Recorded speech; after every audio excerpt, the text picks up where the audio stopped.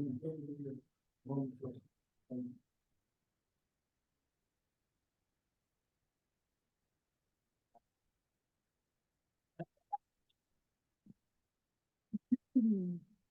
afternoon, everyone. This is the time and place that has been noticed for the meeting of the Federal State Current Issues Collaborative to consider the matters that have been posted in the agenda issued on October 29th, 2024 in docket number AD 24-7. This meeting is on the record and a transcript will be placed into the docket. The public can listen and observe in the room and online. Any comments by the public can be submitted into the docket through FERC's e-filing system. Please visit the FERC website for more information. Today's discussion will avoid the merits of any pending contested matter, and I will interrupt discussion if we enter that territory. Collaborative members can address matters raised in pending proceedings generally, but should not speak to the specific merits of a pending contested proceeding. And with that, I'll turn it over to the collaborative co-chairs, FERC Chairman Willie Phillips and Commissioner Duffley of North Carolina. Thank you, Sarah, and I'm very pleased to welcome everyone, my fellow FERC commissioners and state commissioners, to the inaugural meeting of the second FERC NARUC Collaborative. As you all know, we launched this new collaborative after the conclusion of the successful Federal State Task Force on Electric Transmission, which provided major input and guidance to FERC in its ongoing transmission rules, reforming the way we do transmission. As that task force reached its conclusion, there was a common and swift agreement among FERC and NARUC that it had been a valuable experience and that we wanted to continue working together on major issues of common interest. The result is today's opening session on a topic that is near and dear to my heart: gas-electric coordination. And I want to first acknowledge someone else who is near and dear to me, my fellow co-chair, Kim Duffley of North Carolina. She has again volunteered her wisdom and limitless energy for this second. I'm thankful for her leadership. I'll offer a few opening remarks momentarily, but first I want to provide some housekeeping rules for today's meeting. This meeting will proceed in two parts, with one break in between. In part one, we will go around the horn of this roundtable, with each commissioner giving informal 5-minute comments on their views regarding gas-electric coordination. In part two, there will be a progress report from Georgia Commissioner and NARUC President-elect Tricia Pridemore, who, among many other things, chairs NARUC's ongoing Gas-Electric Alignment for Reliability, or GEAR initiative. I look forward to hearing from her on this important initiative, and she has kindly agreed to take questions after her presentation. So let me start with a few brief remarks on gas-electric coordination. I will start on this topic with a familiar and non-negotiable item. That is, reliability is and always must be job number one. As I've said and stressed since I became chairman and first started in this job, my priorities, they have not changed. They are reliability, affordability, and sustainability in that sequence. In addressing reliability with regard to gas-electric coordination, I'm not wedded to any particular pathway, legislative, regulatory, policy statement, or other. But I am wedded to one basic and I think irrefutable fact. In a nation that today is heavily invested in and dependent on natural gas as a dominant fuel in our electric supply portfolio, it is unacceptable for that fuel to not be available to meet our energy supply needs, especially during emergencies. No one knows the exact duration of that codependence. Estimates range from 10 years to 30 years or more. And opinions differ, they can differ, and they do differ on whether or not that is a good thing. But the price of ignoring this reality is dire and unacceptable.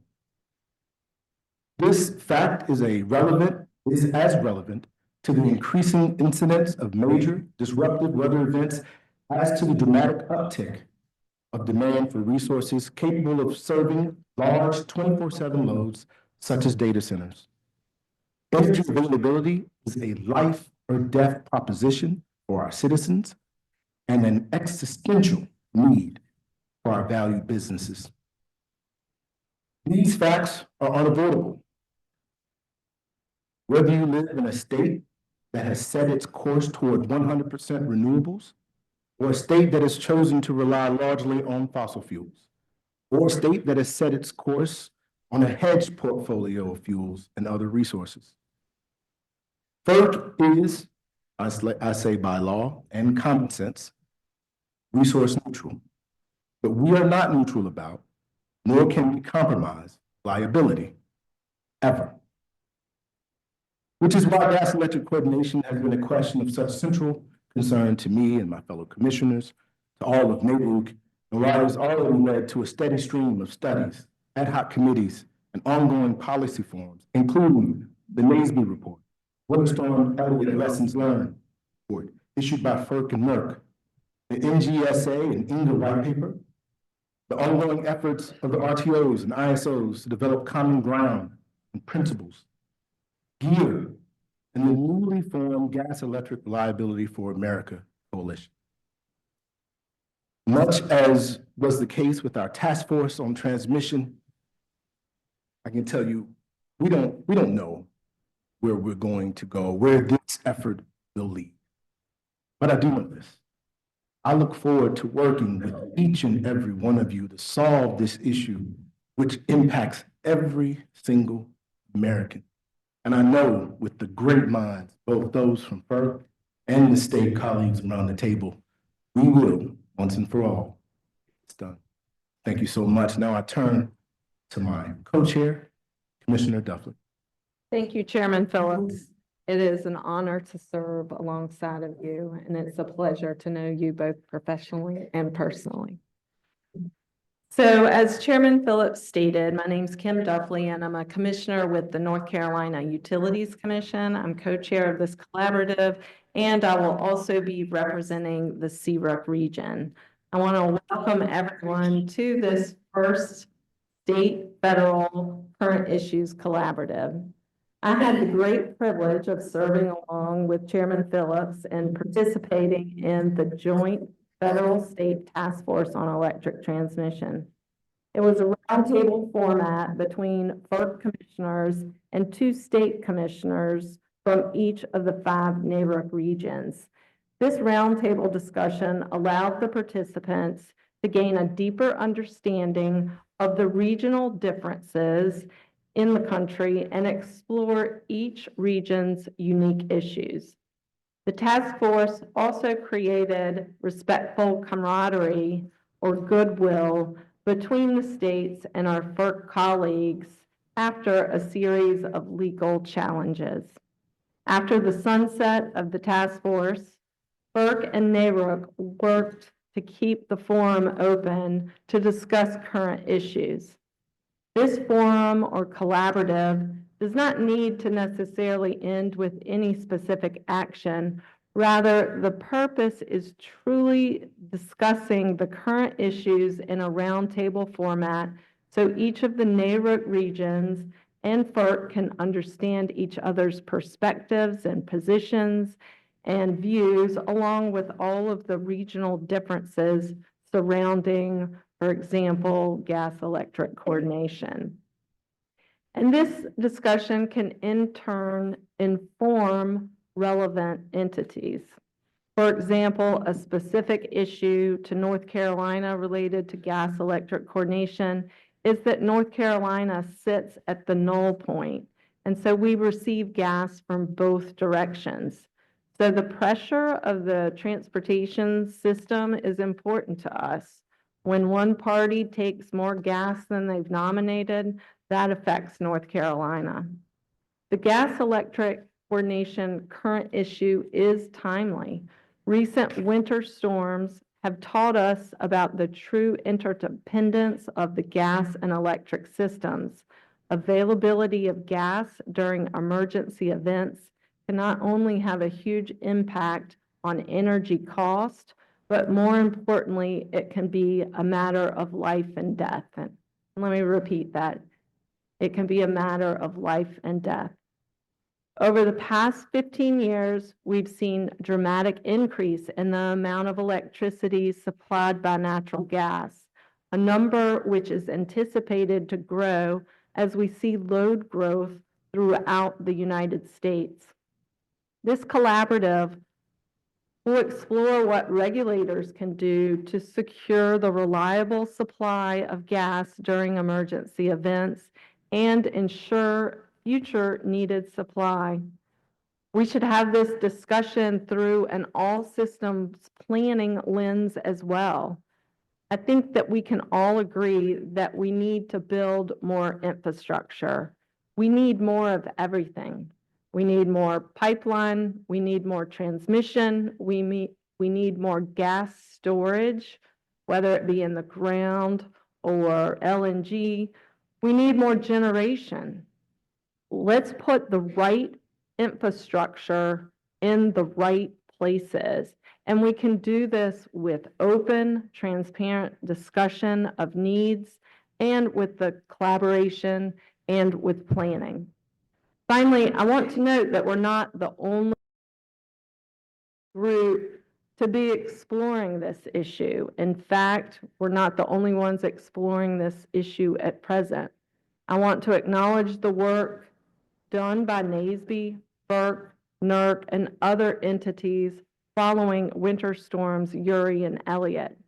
Additionally, we will hear from Commissioner Pradmore today on the work that the Task Force on Gas Electric Alignment for Reliability, or GEAR, is doing on this topic in parallel. The work of this collaborative is meant to produce conversations that are complementary to the work of GEAR, and the discussions in this forum hopefully will benefit the members of GEAR and the work that the GEAR will be doing in parallel. We will now have each collaborative member introduce themselves and offer their perspectives. We will begin with Chairman Houston and move around the table. I will remind everyone to attempt to keep their comments at 5 minutes. Thank you. Chairman Houston, the floor is yours. Is that okay? I'm going to let it go on. Well, thank you, and it is an honor and a privilege to be a part of this group, and I look forward to working with it throughout the course of the next year as well. I wanted to say a little bit about the state of Indiana. About 5 years ago, the General Assembly initiated the 21st Century Energy Policy Task Force, which resulted in the implementation of the 5 pillars prism. The 5 pillars in Indiana for which we as commissioners have to guide all of our decision-making are reliability, resiliency, stability, affordability, and environmental sustainability. About 3 years ago, our commission passed a general administrative order in the spirit of cooperative federalism to make sure that all of our regulated communities seeking a CPCN would get RTO input. It's important for us as decision makers at the state level to know what the needs are for the RTOs and moving electrons throughout their footprint and exchanging electrons between footprints as well. And our hope would be that that communication would receive the most robust insight from the RTOs as to what their actual needs are. We believe in accurate and appropriate wholesale market price signals, whether it's in the capacity markets to get the right kind of investment that those RTOs are seeing they need for fulfilling the needs of the future, whether it's in ancillary services, whether it's dispatchable characteristics. We think in Indiana that those are good signals. They're nowhere near the signal that we give through our resource adequacy approval with rate base behind it. But at the same time, we're working on the same team. Gas pipeline build out into the future is going to be critical. 2 years ago, we weren't hearing anything about the critical nature of AI and data centers. I know it was happening in the Washington, D.C. area and happening elsewhere in the country, It is a bombardment of new issues that have come to fruition, and we are experiencing it through our Economic Development Authority. They're telling us every day that we need dozens of gigawatts of extra electricity and we need it tomorrow. Well, that's not going to happen without a robust discussion and ongoing communication with everybody that's involved in this process. Collaboration on issues of mutual responsibility is key to cooperative federalism and essential to making sure the U.S. leads as the greatest nation on earth. Our hope, at least my hope, is how can the FERC ensure coordination happens and what can we do as states to make that happen as well? Thank you. Okay, my name is Art Graham. I am from the Florida Public Service Commission. I've been on the commission now for about 15 years, so I think officially that makes me the old curmudgeon on the board. I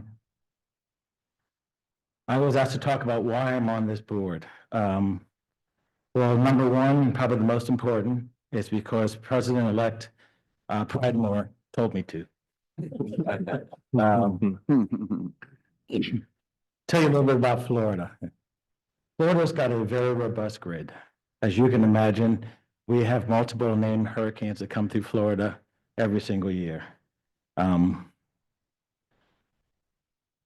always tragic.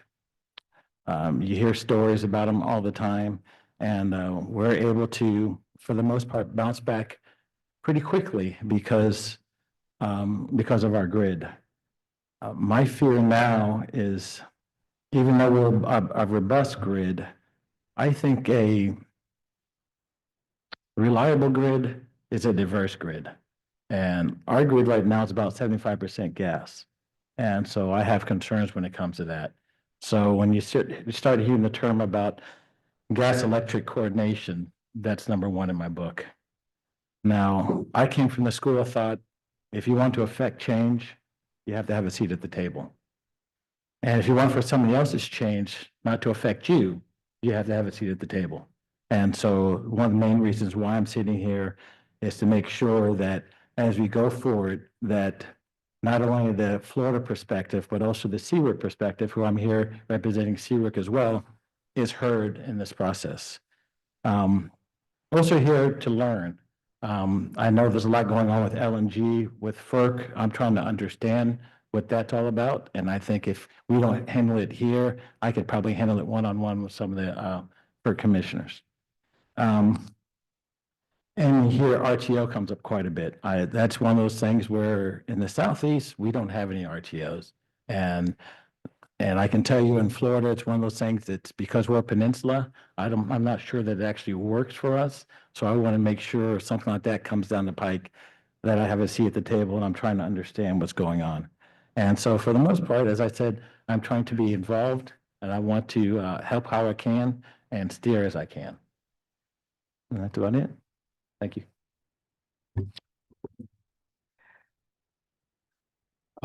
This is Pradeep Chattopadhyay.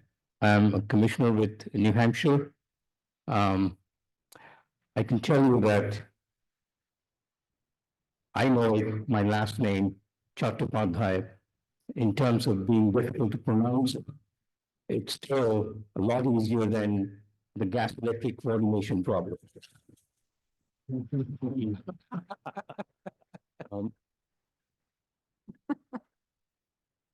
So I was interested in getting involved in this was primarily, I've been working on ISO New England and NEPA matters in beginning 2002.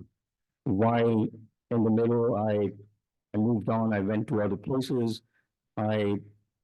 Obviously I was very interested in the development of the electric markets and all of that.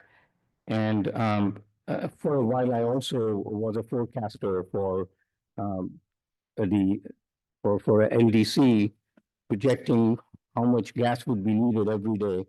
And I used to get up early in the morning, 5 a.m.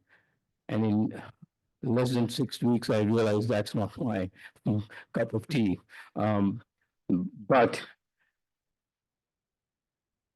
let me talk about New Hampshire a bit, and it will be in the context of New England.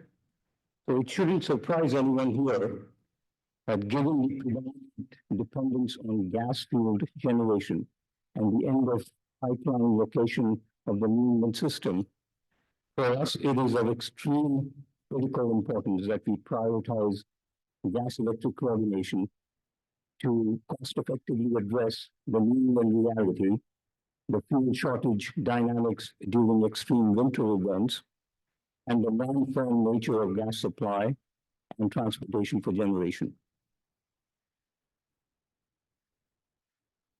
Starting with personal experience, working on ISO New England and new pool matters, including the same issue of gas-electric coordination that had ultimately needed only modest improvements until now, in my opinion. I view the current initiative as a second opportunity to make concrete improvements. I'll just quickly add that when I think about gas-electric coordination, I go back to the experience that I had, let's say, 10 years ago. And in those days, it was mostly focused on the scheduling aspect. And so I'm hoping that this time it would be beyond that. And we should all know that given the recent storms, there is certainly a need to look at it broadly. And I don't need to tell you that. That's a reality that we are all facing.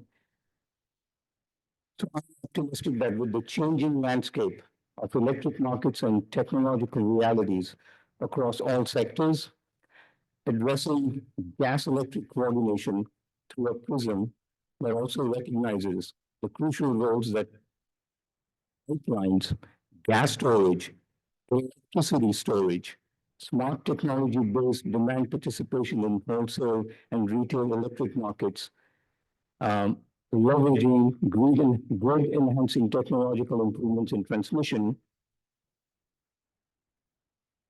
and greater intra-regional as well as inter-regional market coordination. We can guide ourselves collectively to yield more substantial results this time around, with an intense focus on resource adequacy, reliability, and resiliency going forward. I'm hoping that this initiative will significantly help explore what FERC and the state commissions can do in their capacities to move away from viewing the electric and the gas markets as largely being siloed. I would encourage moving towards a more integrated energy market paradigm to achieve greater seamless interaction between the two markets without abandoning the goal of encouraging competitive outcomes and therefore supporting greatest benefits to ratepayers. Based on my recent interaction with the other commissioners who are also present here, I'm aware, actually acutely so, that different regions in the US have different market or regulatory structures.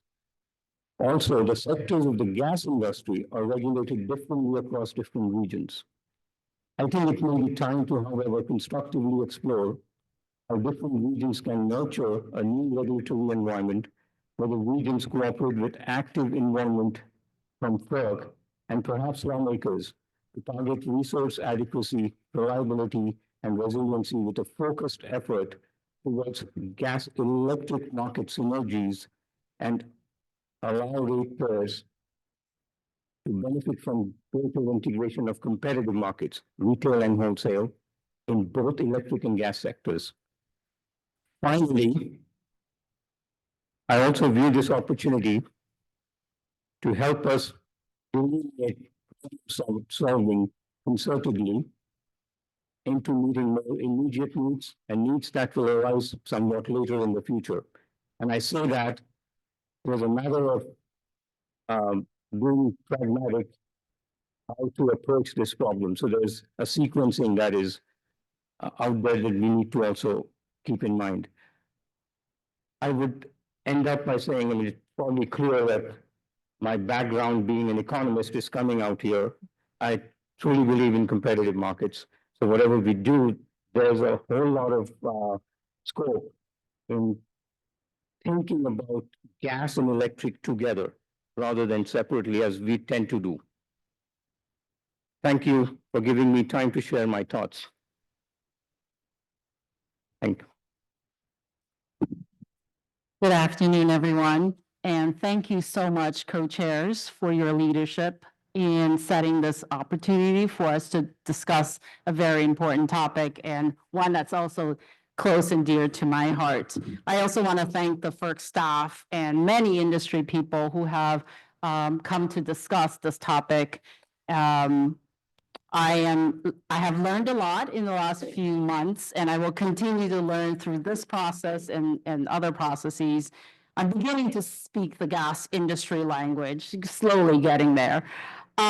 These issues are longstanding, have taken an increased urgency, as both co-chairs have said, given the increasing role of gas in our electricity markets and the growing electricity load.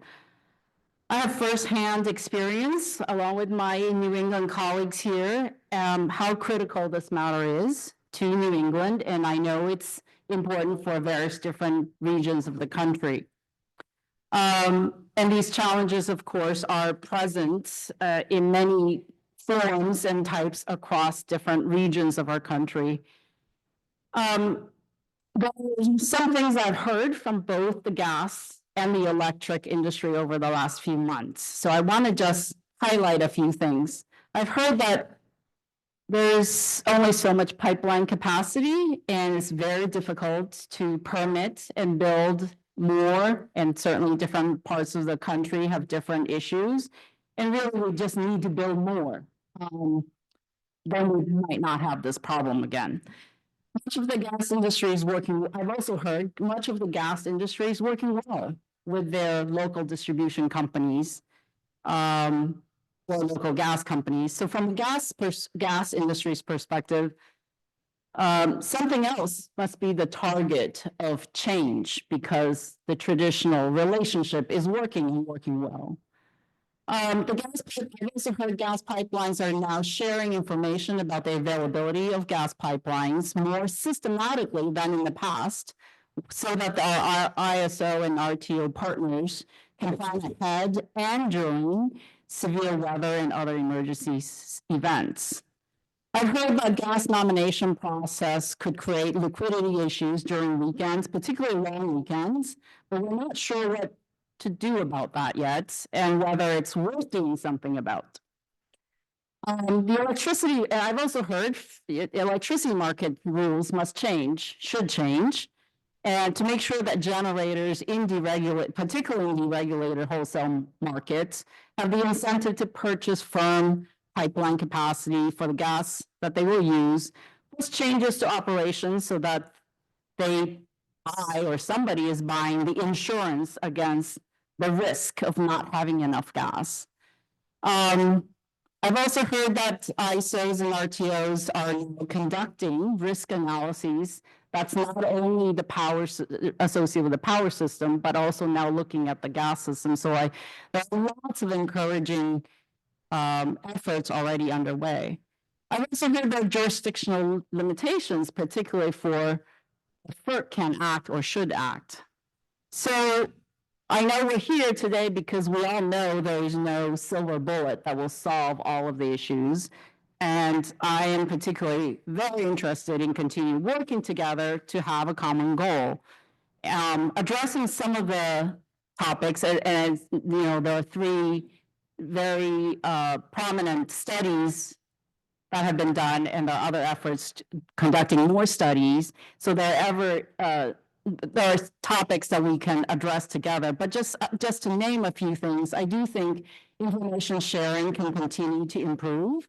The nomination process I've heard through various different parties from various different angles could be better aligned between the electricity market and gas markets, and there are many challenges associated with weekends, particularly long weekends, about the liquidity of the gas markets. So these are topics that I'm very interested in engaging with. As well as, our markets in the ISO RTO markets are increasing their dedication to improving the market designs and incentives for the generators to those insurance products that we're talking about. And then there are other topics about contractual relationships between the gas producer, pipeline, and the buyer, which might have unique answers in the longer term. So just to give you a sense of some of the topics that we're challenged with, I'm very, very encouraged to have this topic up here, because I think we can't get to any solutions without the collaborations with our states, along with our federal partners, as well as the industry groups. So I look forward to not only working here, but also working with our industry partners going forward. Thank you very much. Thank you. Good afternoon. I am Phil Bartlett, the Chair of the Maine Public Utilities Commission. First, I want to thank Chairman Phillips and FERC commissioners and staff who are willing to work with us in this partnership, because I think it is important that we have an ongoing dialogue on this and other issues that are so important to the states, and also to thank Chairman Duffley for her leadership here. I thought I would use my time to talk a little bit about the challenges we're facing in New England and some of the big steps that have been taken to try to mitigate the risks, which I do think highlights some of the issues that we have to tackle here today. As I think has already been mentioned, and most of you know, New England is kind of at the end of the pipeline. We are seriously constrained in our ability to bring in natural gas by pipeline, forcing us to rely significantly on LNG to try to get us through.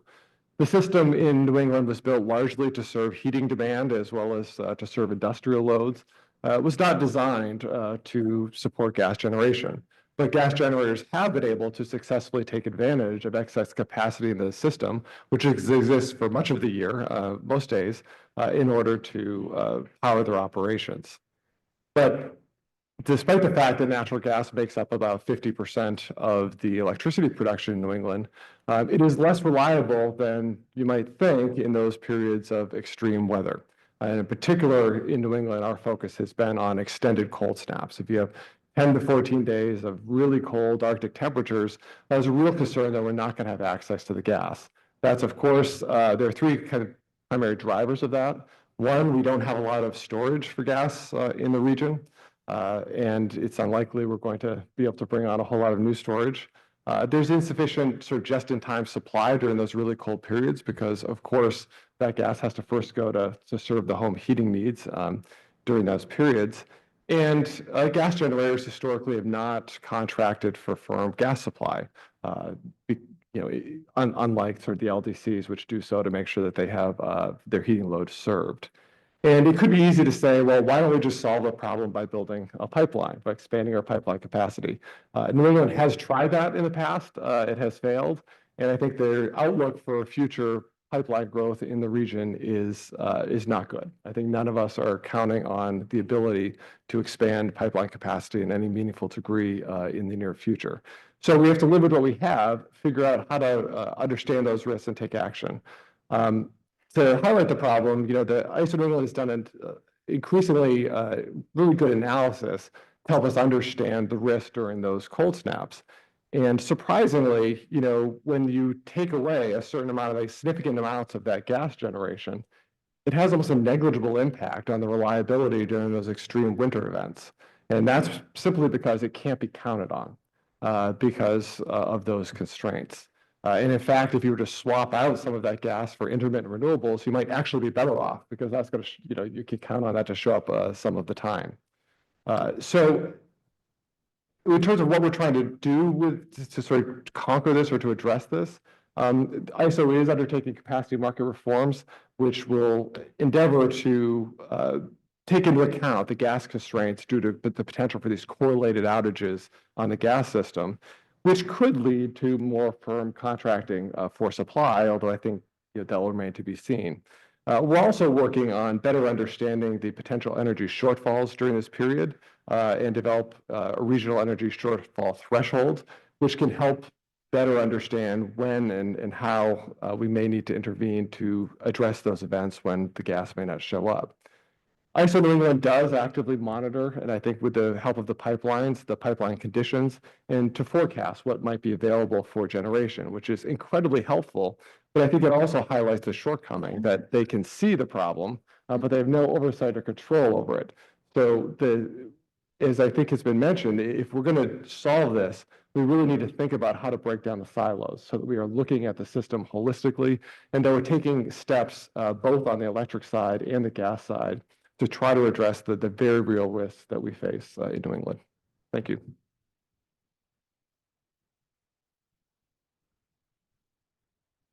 Thanks. Hi, good afternoon, everybody. I'm happy to be here today as the NARUC member representing the Mid-American Regulatory Conference, or MARC, alongside Chair Houston from Indiana.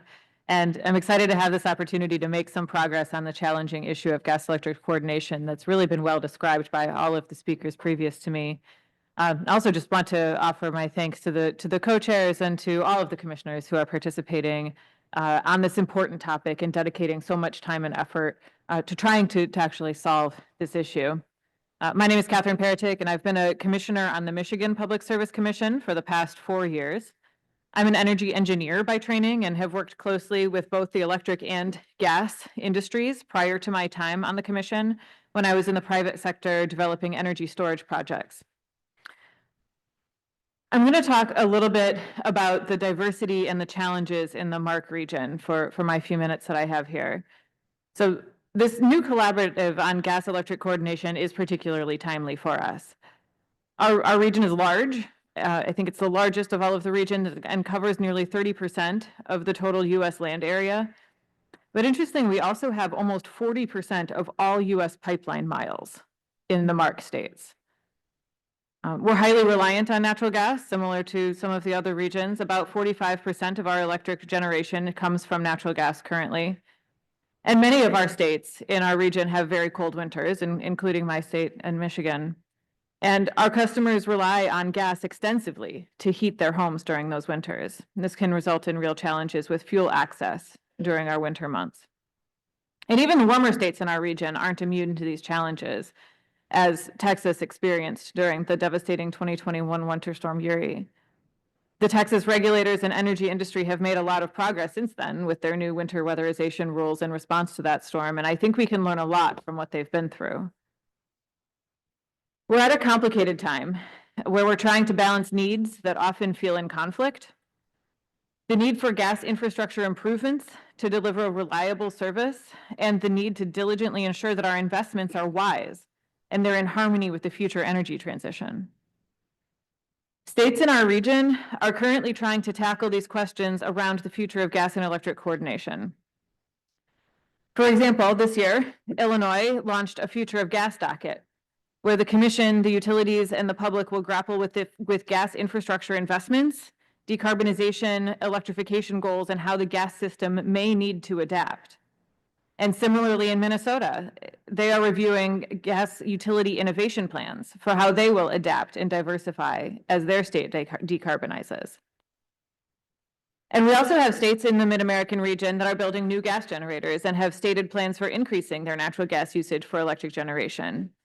MARC states have at least 24 currently proposed gas plants at various stages of the regulatory process. And in my own state of Michigan, we have ambitious electric sector decarbonization targets that are codified in law, including 100% clean electric generation by 2040. And we recognize that the transition away from fossil fuels will have impacts on the future of both the gas and electric systems. We're beginning to hear from interveners in our cases that they're concerned about whether future changing gas usage patterns are being adequately accounted for by utilities. But simultaneously, we currently have existing trends of increasing usage of gas in Michigan on both the residential and electric generation sides as we reduce our reliance on propane and coal. So these are complicated issues, and our work here is very important. Our state's regulatory approaches may differ in some ways, but what we share is the desire for a reliable, affordable, and resilient energy system. And I'm confident that through this collaborative and the continued work of the NARUC Task Force on Gas Electric Alignment for Reliability will result in thoughtful planning, coordinated investments in infrastructure, and better communication and information sharing, which really are essential for maintaining that reliable and resilient energy system.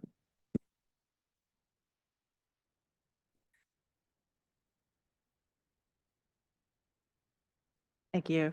Well, hello, everyone, and thank you very much to both of our co-chairs. I really appreciate your leadership in bringing us together for this conversation for the first of a number of meetings on this important topic. I'm very glad to get to be part of this collaborative. I'm eager for the topic that we're taking on and also for the forum that we're taking it on in. So to spend a couple of moments with my time, I'd like to talk a little bit first about that forum before getting to some of the particular issues we have here. I'm very glad that we're able to have this conversation with the states and FERC together. I think that's an important perspective. My background immediately before coming to FERC is I spent 7 years in state government, and that deeply informs the way that I approach my current role, as I know is true for some of my colleagues who've also had experience on the state work as well.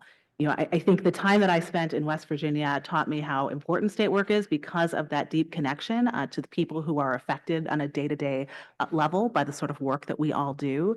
But it also gave me an appreciation for the differences that different regions and states across the country bring. The challenges and the opportunities that my colleague here in Michigan has are different than my colleague in Idaho has. And in New England and the southeastern parts of the country, there are so many different perspectives here. And I think it's important to have those voices represented. So I'm very glad for that, understanding there's no such thing as the state voice when it comes to state and federal coordination. But there's also an important need for regional and national cooperation for issues that do affect all of us. And so I'm very glad to have that opportunity to bring together those voices and perspectives as we talk about that issue. We have different jurisdictions, we have different lanes, but how we do our job affect each other. And I am really hoping that throughout these conversations, we'll be able to do our particular roles better, we'll be able to complement each other, and hopefully to come together and use our different perspectives and realms of influence in order to see some real positive changes in a transparent way on these issues that do, of course, affect each of our states, each of our regions, and the country as a whole. So I'm truly interested throughout this process of hopefully bringing some of the best of our federalist system here, recognizing those different perspectives and needs, learning from each other, and hopefully acting in a way that can see some solutions here moving forward. So that's why I'm encouraged to be part of this particular collaborative. I'm also eager for the discussion on the particular issues we have here. These are very important and very complex. I think so many people have talked about the critical nature of the issues we're facing. Some of the recent winter storms have brought the reliability concerns to the fore. That's certainly not the only issues where we're seeing different stressors that have just highlighted the importance for some of these gas electric coordination issues. These are critical issues for all of us when it comes to reliability. And so that sense of urgency is something that I hope that we're able to keep in mind as we're moving forward here. We're at a time where every winter and increasingly every summer matters when it comes to addressing these issues and trying to get the solutions right and moving forward quickly.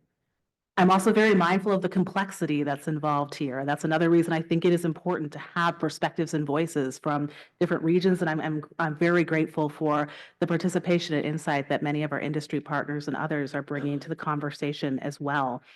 We have so many different things and pieces of the puzzle to look at, and so many members already have been highlighting a lot of those issues that I'm looking forward to diving into.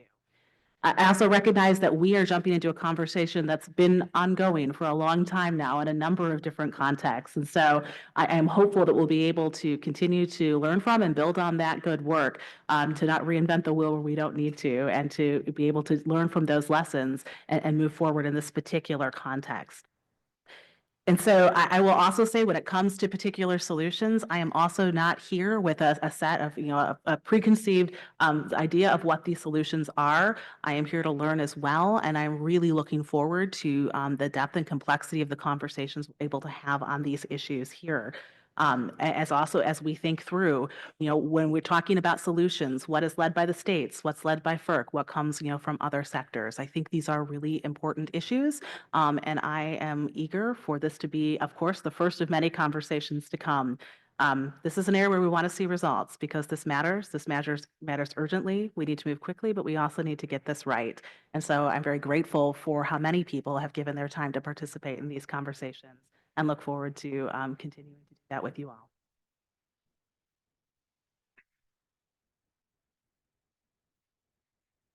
Good afternoon. I want to thank the co-chairs, Phillips and Duffley, members of the collaborative, and probably most importantly, the members of the public that are participating. This truly is for them. It is an honor to serve and represent the state of Idaho and 11 western states. It's a true honor to me. My name is Eric Anderson. I am the president of the Idaho Public Utilities Commission, and I'm entering my 10th year as we speak. Often we're asked why we would like to participate on this collaborative. And for me, the quick answer is to better understand cooperative federalism, which replaced dual federalism back in the 30s, with the intended desire to be used to strategically to encourage the states and the localities to pursue nationally defined goals. And we certainly are presented with that right now. We need to find a way to get through this. And as Commissioner Duffley said, we need to build everything. I mean, we really do. We have a challenge before us. But then we enter into the politics of things, and we argue and we debate, and we never truly identify the golden ring of a nationally defined goal. And I think that there's good and bad in that. I don't think a national goal for energy is necessarily required, but we do need to cooperate. And for 20 years, states have debated and resolved to determine their own set of energy goals regarding renewable and carbon-based resources. Now many states have their own renewable resource portfolios, standards, and many don't. Idaho does not have a RPS. So as we attempt to establish a best way forward through the cooperative federalism, we're confronted with conflicts between states. Our neighboring states' politics and policies are different. And I believe that as we begin to investigate the solutions to these new energy demands, which will present themselves, in my mind, there's no question the need for more generation and transmission in the West is urgent.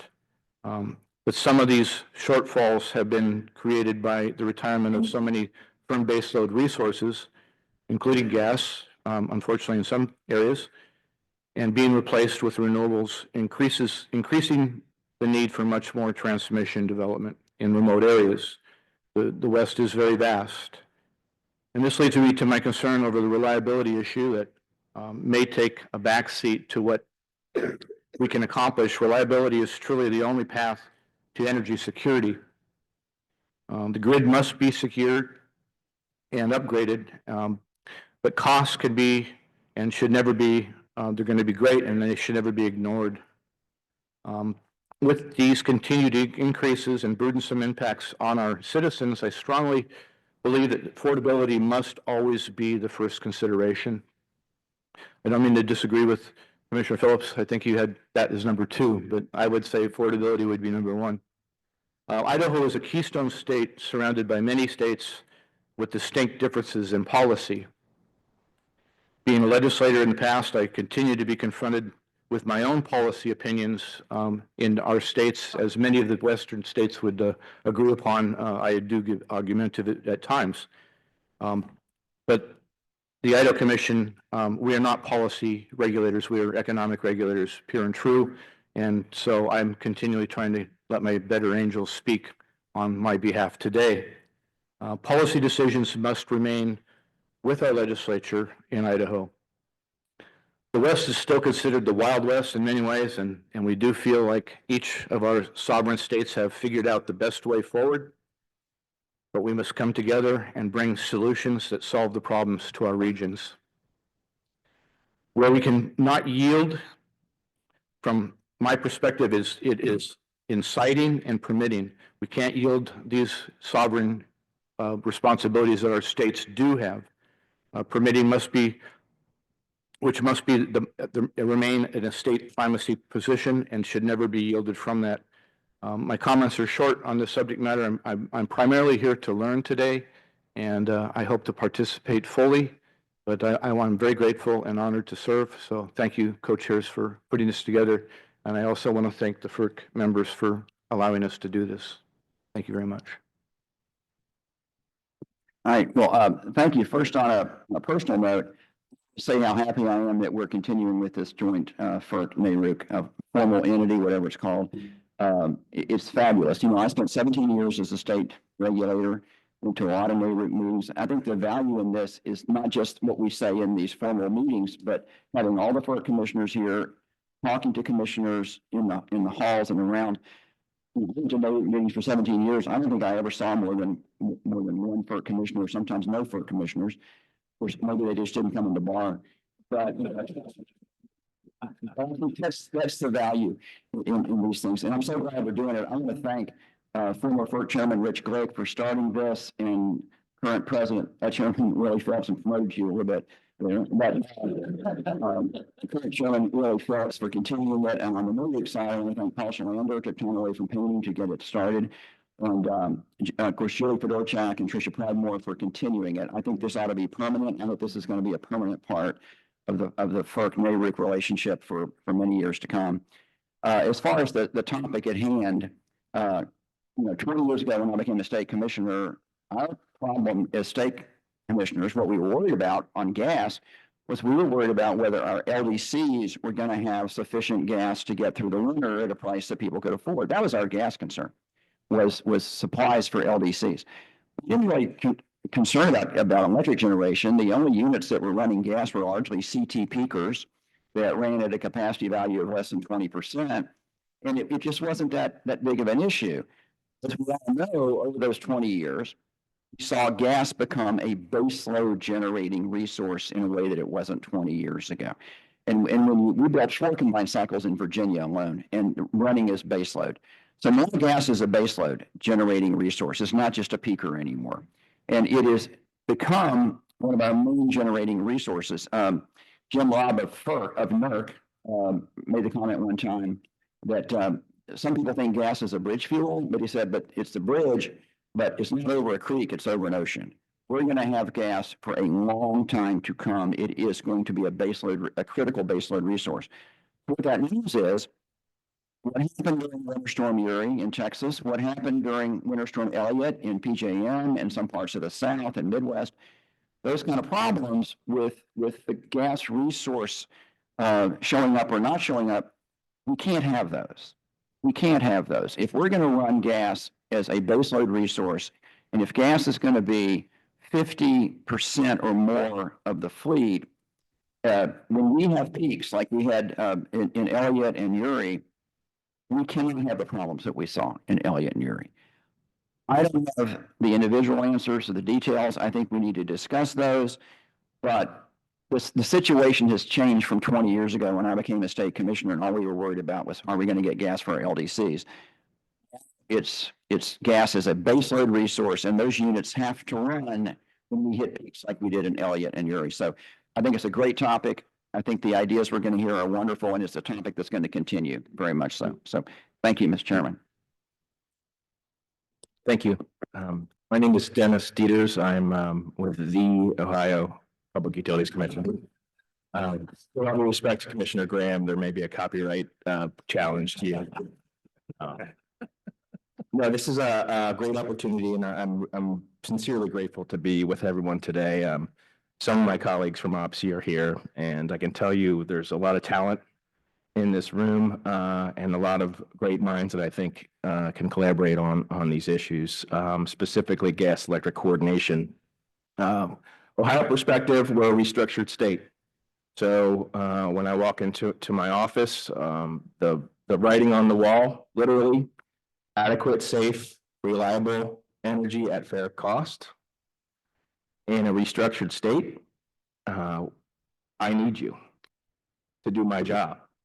That's why I think that the vision that's shown by our colleagues at FERC to continue this, and those of those leadership at NARUC that's brought this collaborative to bear is critical, and I appreciate it, because the issues that we deal with in our state, to some great extent, we rely on our neighbors, and we rely on our RTO to solve some of our problems. We rely on our markets to provide. So we've committed, for the time being, as Chair Phillips has stated, to natural gas generation supporting in great part our electric grid.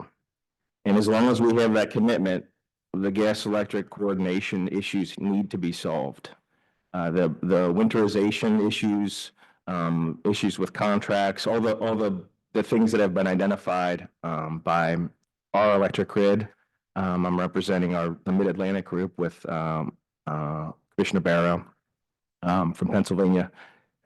All those issues have been identified, but overreaching is the fact that we have to ride on a generation source that relies on just-in-time delivery.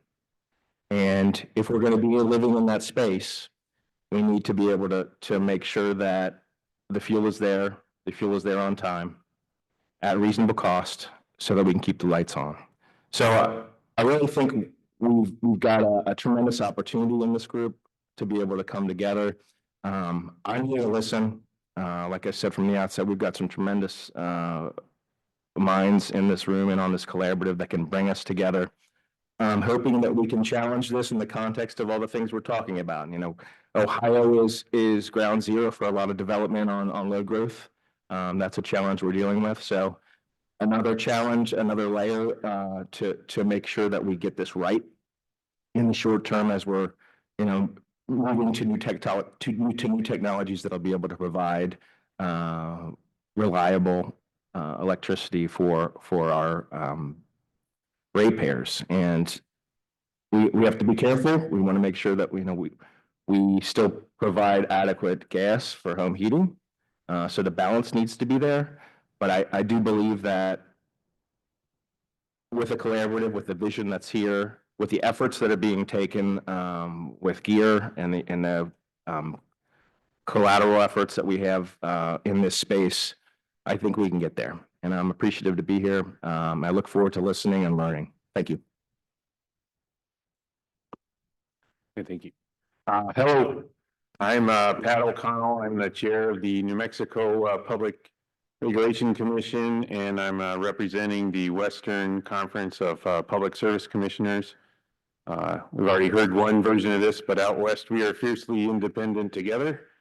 So gas, electric system coordination means something different for each of us. So I'll spend my time talking a bit about New Mexico. New Mexico is a gas producing state. Among this collaborative, only Vice Chair Barrow's state produces more natural gas than New Mexico. We use it in New Mexico for important things like residential heating, but most of the natural gas goes out for end uses elsewhere. New Mexico also has abundant low-cost wind and solar. So our electric utilities are meeting the state's aggressive goals for renewable supply, and they're preparing to build more. One of the ironies there is one of the biggest features of load growth for the electric system in New Mexico is electrifying the operation in the Permian Basin. So that's a gas electric coordination example. My background includes supply planning both at an LDC and at an electric IOU. I've been in the control room when we had to make some tough choices about what to do with gas service versus electric service. And then also, just spirit of full disclosure, I'm an engineer. I'm a civil engineer, but an engineer nonetheless. And so anyway, when I think about these issues, I think about it as a calculus problem. So we've got the rate of flow into the pipe, got the storage in the pipe, and then the rate of flow as it comes out of the pipe. And so as regulators, we touch a lot of that puzzle, don't touch all of it. I think as this group, because we are, I think we got a lot of brain power around the table, we should be able to influence the whole thing. Big observation is right now gas service requires electricity, electric service requires gas. So that to me is the nut of the coordination issue. Then just in closing it, you've heard this from all of us. I'm just honored to be on this team. I'm really looking forward to contributing. I'm really looking forward to learning and excited by what we can do together.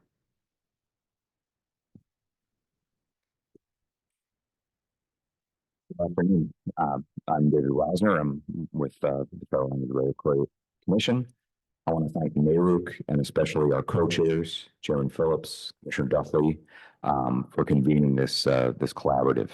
I'll just echo what everyone around the table has said. Gas electric coordination is absolutely critical to accomplish our most important responsibility, which is reliable electric service, reliable gas service for American consumers.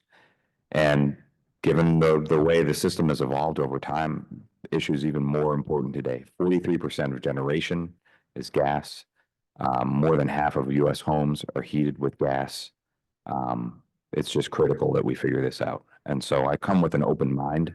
I don't have, like many others here, I don't have any predetermined outcome from this effort. I don't have recommendations to advocate for, but batting second from last, I will throw some ideas out just to have a slightly different take on things, but really just ideas. I really value this opportunity to collaborate with our state colleagues. And I think it's really clear that our work complements each other. None of us can do this alone. And so it's great to be together. I really looking forward to hearing about the GEAR effort from Commissioner Pridemore. And I also was encouraged yesterday to read about the Natural Gas Readiness Forum, both welcome developments. And then just one other thought, I see some familiar faces in this room. I see Tony Clark and Bill Mueller. They both have state and federal experience. I just look back at my career and I remember them leading on this issue and bringing it to the forefront of the national dialogue during their time at FERC. I think we can all agree that there's been tremendous progress since then. I also want to acknowledge you, Chairman Phillips, and you, Commissioner Christie, for your work on winter reliability standards that were developed under your leadership.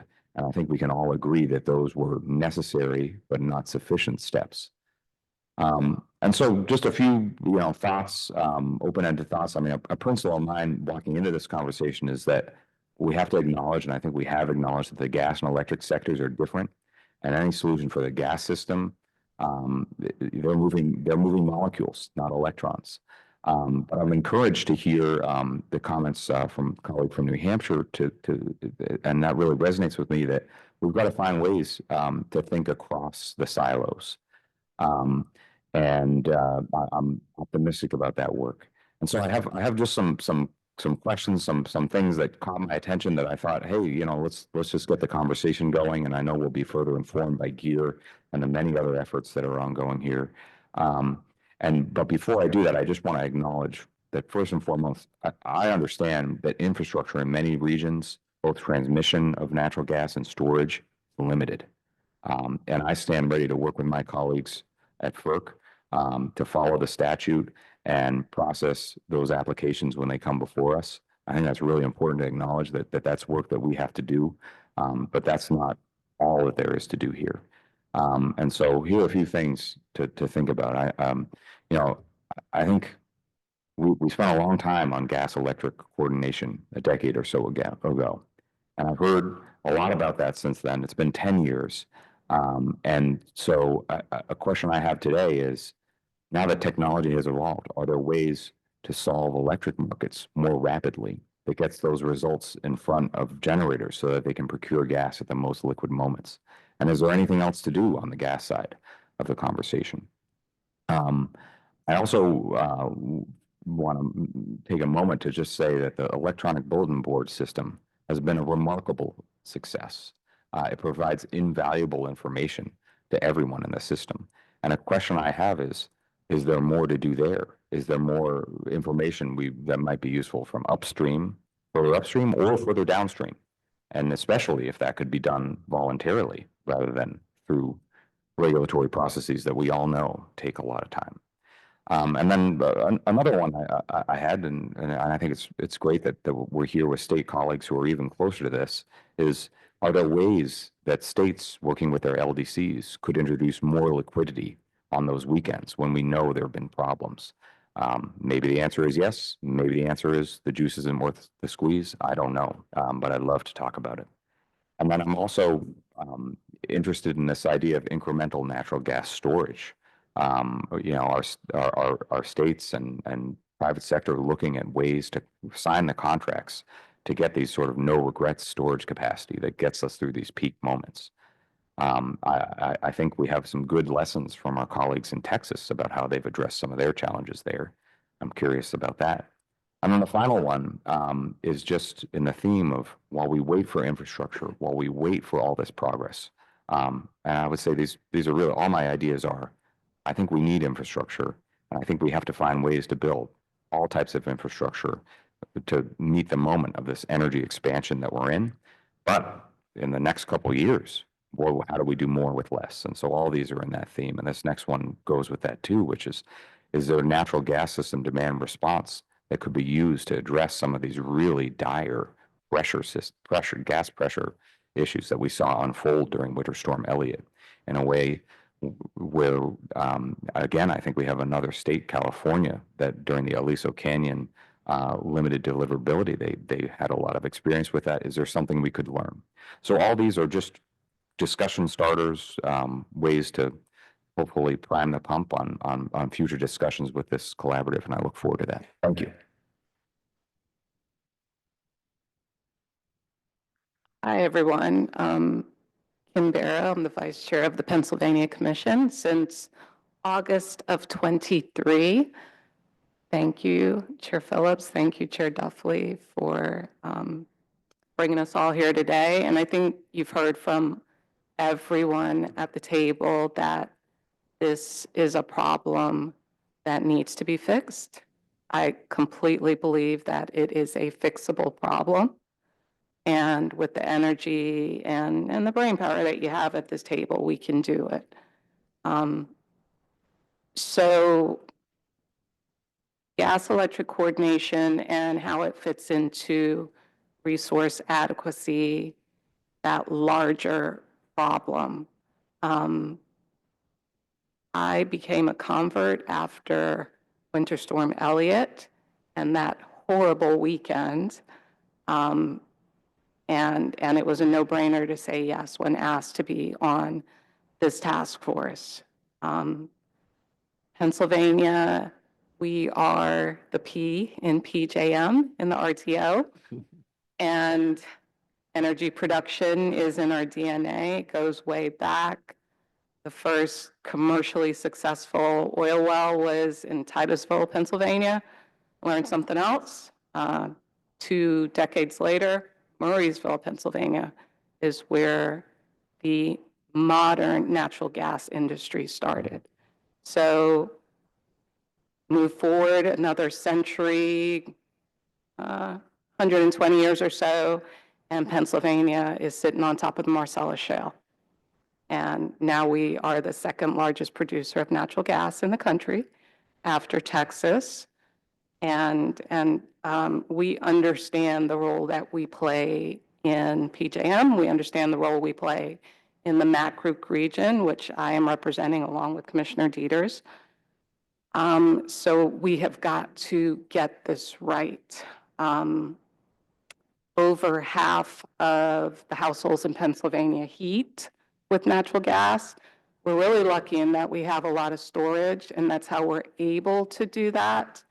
And one thing I would like to talk about is, are there any opportunities to manage that side of the business as an insurance policy?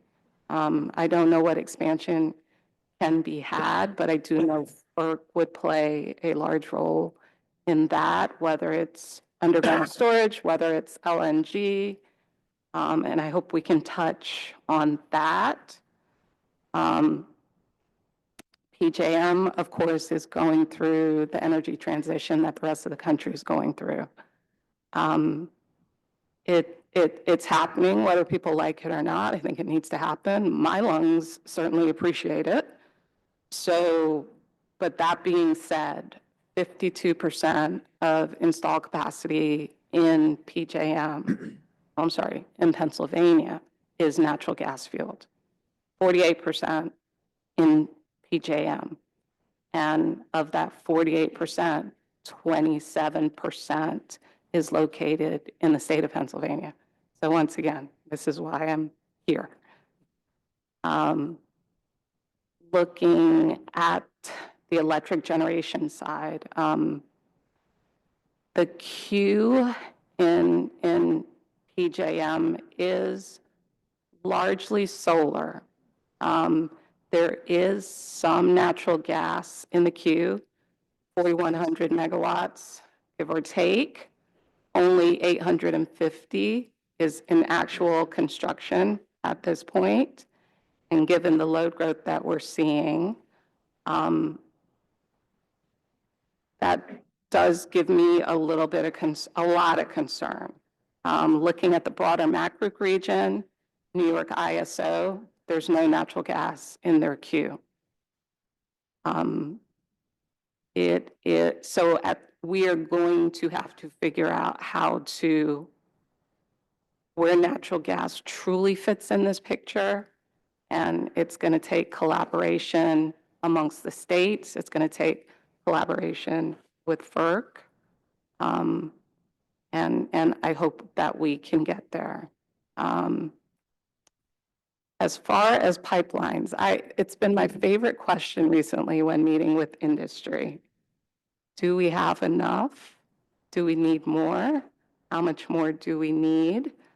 The market monitor for PJM is saying we need 1.9 to 4.8 billion cubic feet of firm pipeline capacity, based on the interconnection queues that he sees, based on the forecast that he sees.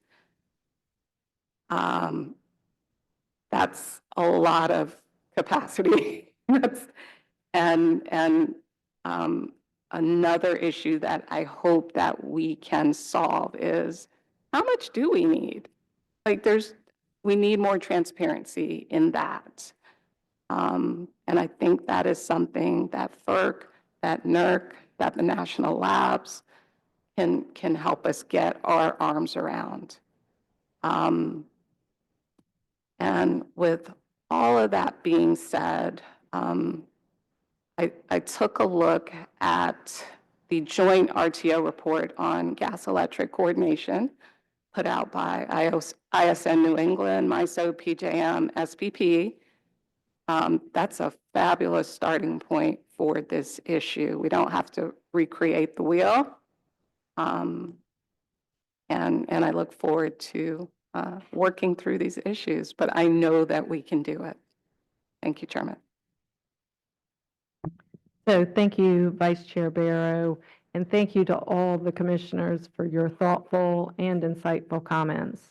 We're now going to take a 15-minute break, and when we return, we will hear from Commissioner Pradmore regarding gear.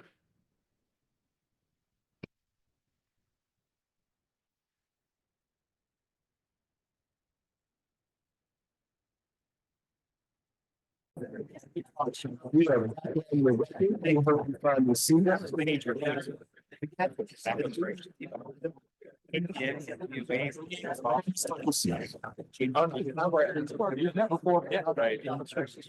going to try to figure out a whole new. Just post it on what you need, okay?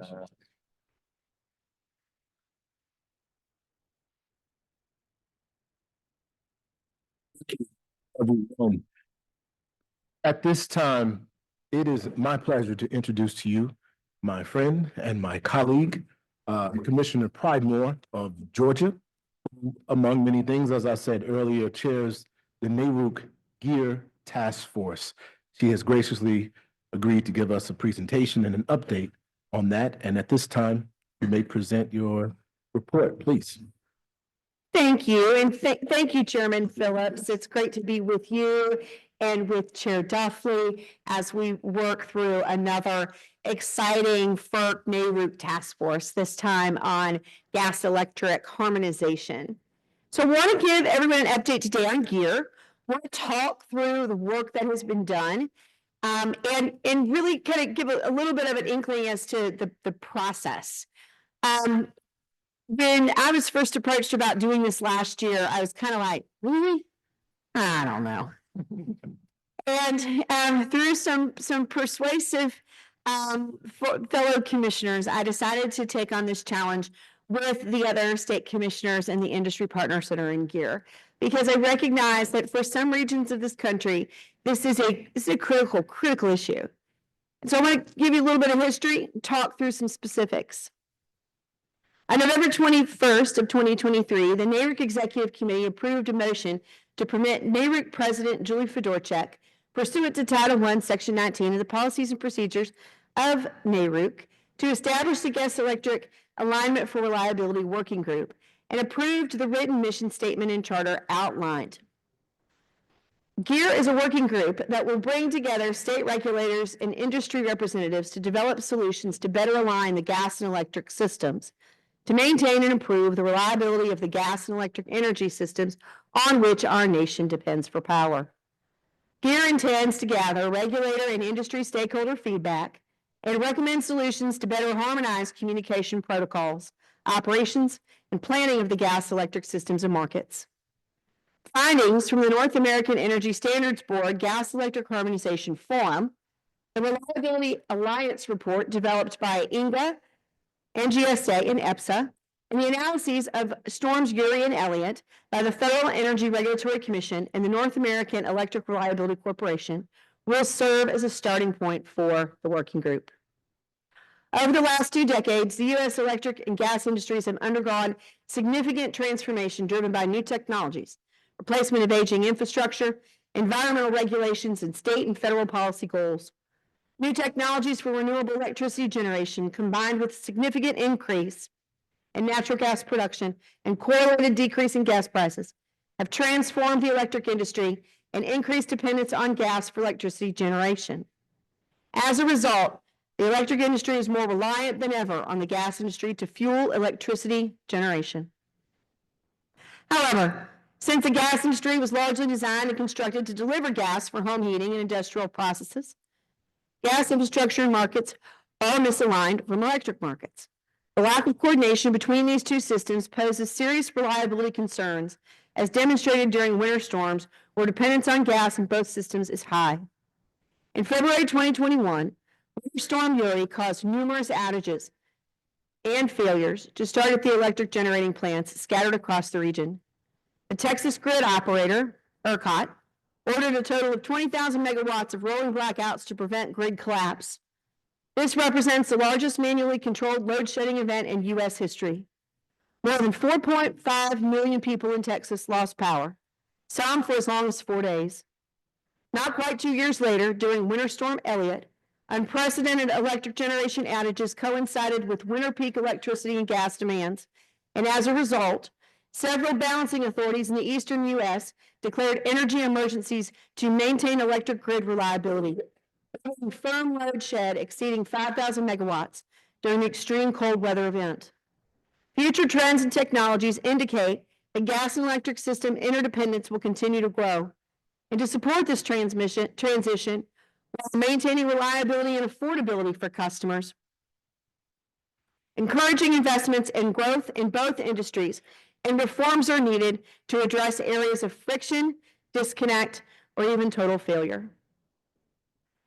The GEAR group includes 7 state commissioner members that were appointed by immediate past President Fedorchak, who also designated a chair and vice chair.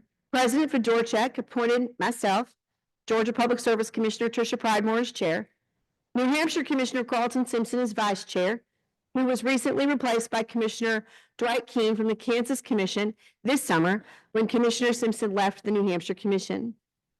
Appointed at-large members, Michigan Commissioner Daniel Scripps, Arizona Commissioner Leah Marquez Peterson, Texas Commissioner Jimmy Glotfeldy, and Minnesota Chair Katie Sieben, and our newest member, Ron Jaratowski from the Rhode Island Commission.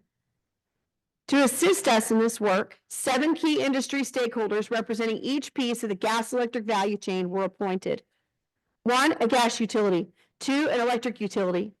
3, an RTO or ISO representative. 4, an interstate pipeline. 5, an interstate pipeline. 6, a producer. And 7, a gas processor. The role and responsibilities of these industry professionals is not just to present their point of view, but the point of view of their industry. And that process takes time, as you could imagine. They go and collect the recommendations and the conversations that happen there in the GEAR meetings, and then they take them directly to their industry colleagues and vet the solutions or vet these concepts with them. GEAR leadership, working with the NARUC president, can seek representatives from other industry sectors as needed based upon the problems and solutions being discussed. And there is a potential addition to GEAR coming in the next year of another person that represents a different segment of the industry and the value chain. Since our first meeting in December 2023, these 7 members representing industry are Will Mojica from NiSource, representing gas utilities, Michael Calvo from National Grid, representing electric utilities, Mike Bryson from PJM, representing the RTO's ISOs, Tina Faraka from TC Energy, representing the interstate pipelines, Rob Perkins from Kinder Morgan, representing interstate pipelines, Ben Shoney from ConocoPhillips, representing gas producers, and Chris Moser from NRG, representing merchant generators and processors. The goal of GEAR is to provide a venue for key regulatory and industry stakeholders to discuss and develop solutions to the reliability problems caused by the misalignment of the gas and electric industries. That misalignment has resulted in significant public and financial harm and ongoing risk to citizens and businesses in the recent years. GEAR members will seek solutions that balance the interests of regulatory and industry stakeholders while maintaining and enhancing the reliability and affordability of our nation's key energy systems. GEAR will focus on near-term problems, largely related to real-time operational challenges and longer-term challenges related to expanding the infrastructure needed to support demand of both of the systems. GEAR will present a final report of recommendations at the November 2025 NARUC annual meeting and throughout the years as work is completed. GEAR will have monthly meetings both virtually and in person at NARUC meetings and as needed by the discretion of the chair. The NARUC Executive Committee voted unanimously to extend the charter of GEAR from February 2025 through November of 2025 so this work can continue.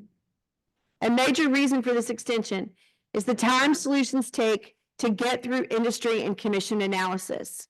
It's not just the engineers involved, it's the lawyers too. At this 2024 NARUC annual meeting, GEAR announced the creation of the Readiness Forum. More on that in just a minute. In the first 2 months of the charter, GEAR members, especially the state commissioners, were given in-depth education on the gas value chain, as each state has different roles and responsibilities in policymaking and jurisdiction. These meetings were key.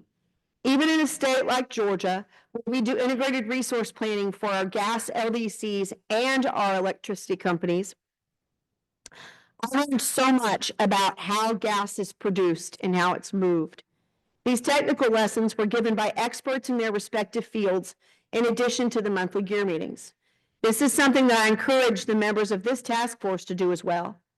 I like to say it was a physics and chemistry senior seminar where my grade continues to be assessed by the fellow members of GEAR on every project we work on. You can laugh, that's okay, that was a joke. Thanks. Open GEAR meetings, we've had speakers willing to share opportunities for NARUC attendees and GEAR members alike, just to learn.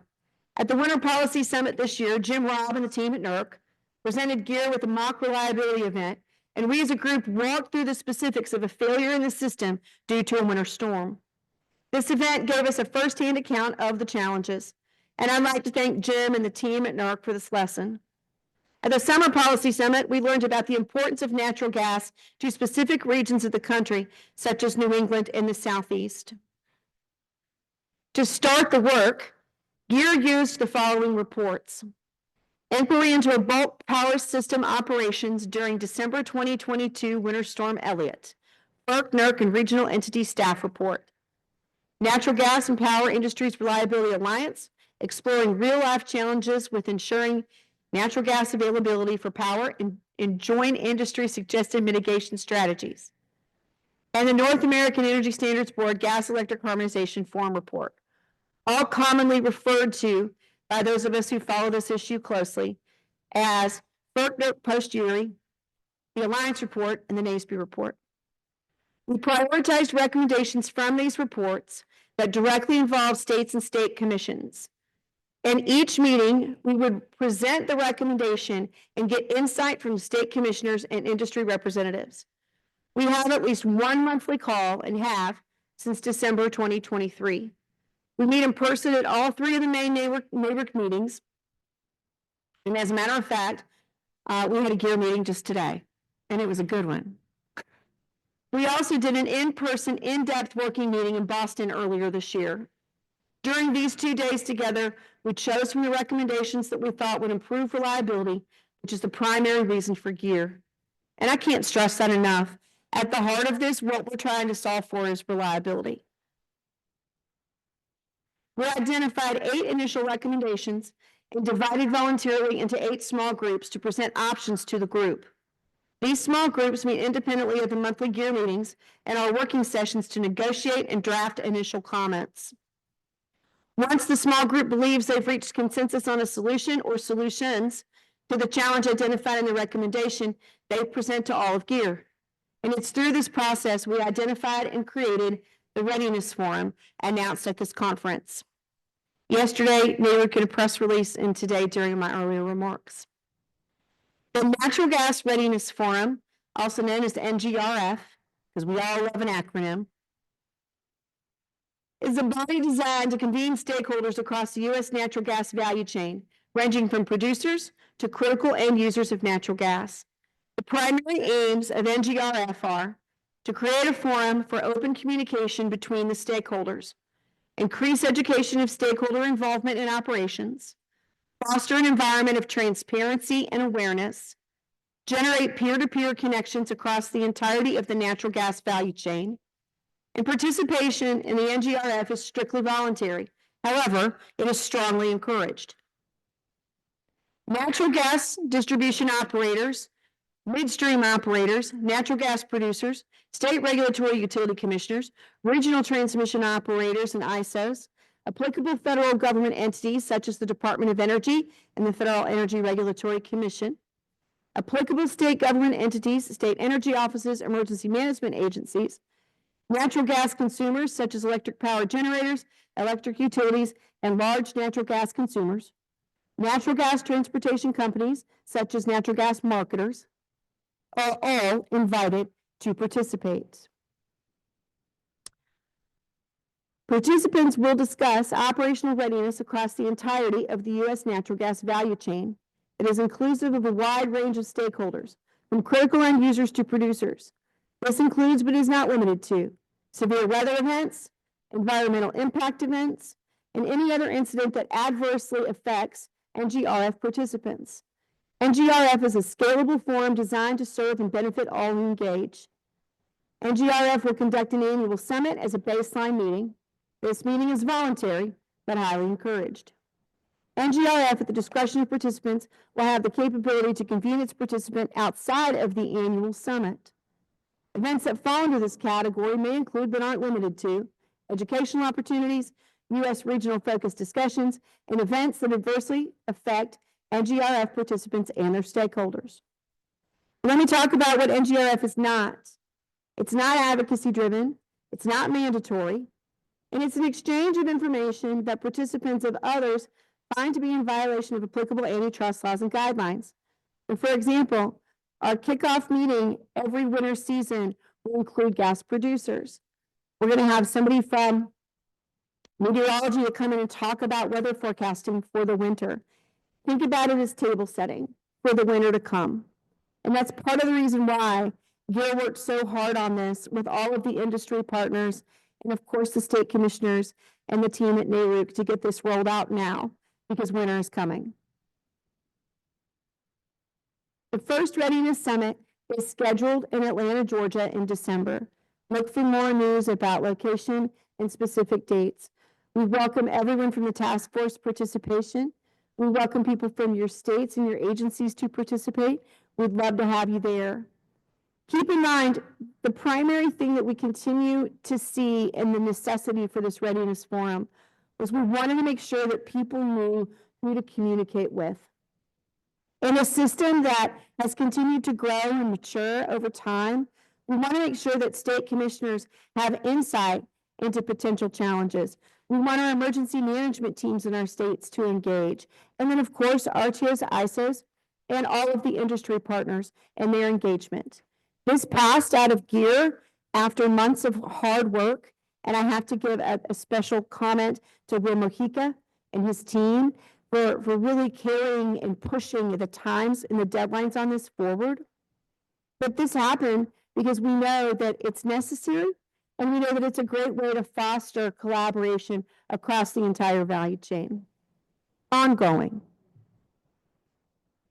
So you might be asking, what else is GEAR working on besides a readiness forum and the action calls that could result from the readiness forum?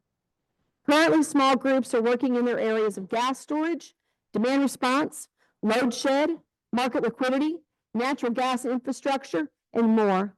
We also expanded the report review to include the gas electric alignment report released earlier this year from the RTOs ISOs, the one that you mentioned, Commissioner Barrow, earlier.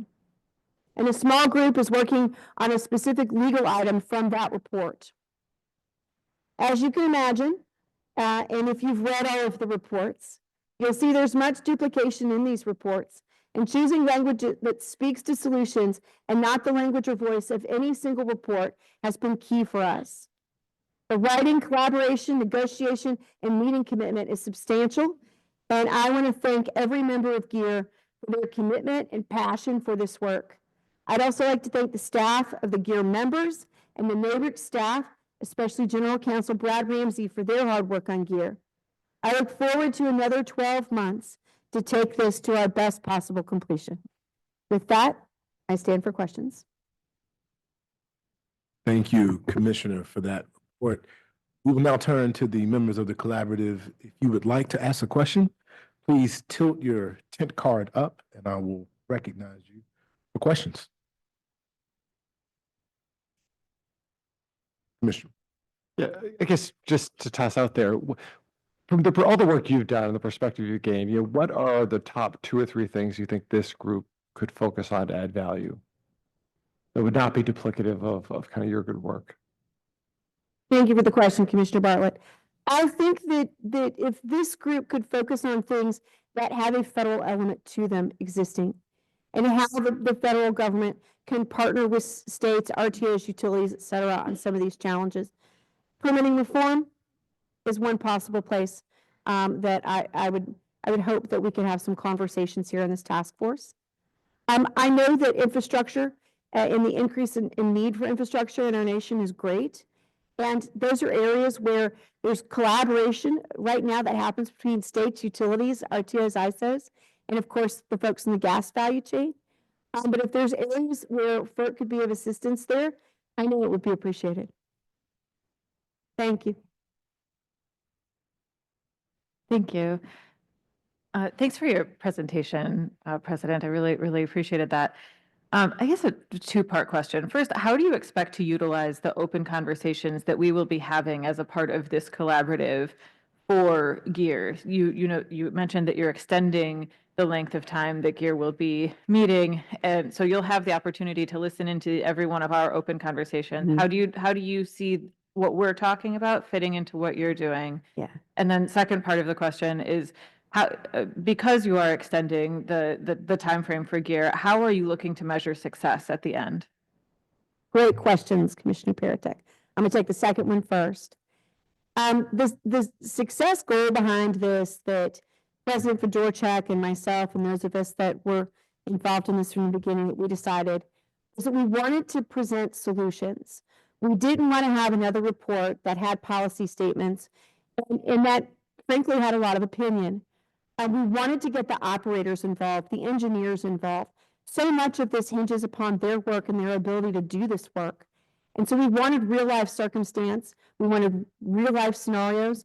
The NERC situational piece that we did was really good. And I would suggest that's something you guys might want to look at too.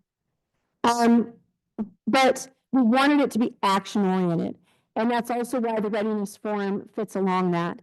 When you look at the electricity industry, before a hurricane comes, like in the case in my state, Hurricane Helene, the utilities and everybody, they get on the phone and they work together.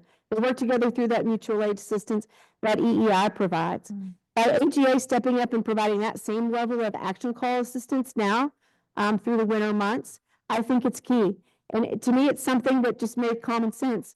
It may be something we should have done a long time ago. To your first question, we started by moving the GEAR meetings. So we want to make sure that the participants of GEAR can listen in and take part on the comments that come through this task force. And then also make sure that we're able to incorporate pieces of that into our solution set recommendations and solutions. But thank you. Thank you. Not seeing any more tense up, we want to thank you again, and I will turn it to my co-chair. Close us out.